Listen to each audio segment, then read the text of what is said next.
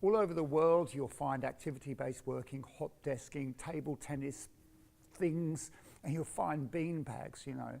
And sometimes they work and sometimes they don't work, you know. What really makes the difference, and there's great research to back this up, what really makes the difference is to have passionate, engaged leaders who value their staff and walk the talk, you know.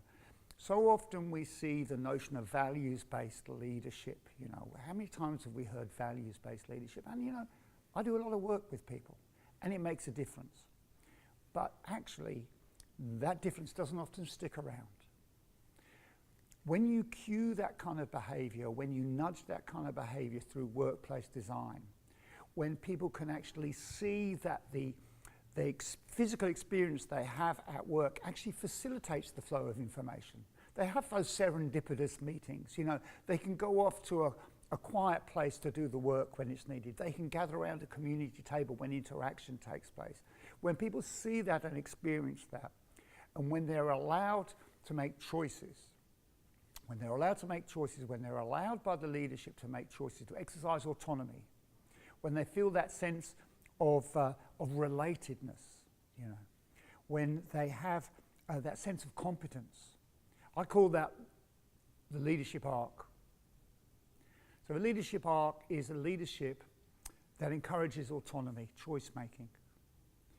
It encourages relationships and relations between you and I. And it encourages competence and the expression and recognition of competence. Now, these are three basic human psychological needs. If you want to destroy a human being, take their choice away from them.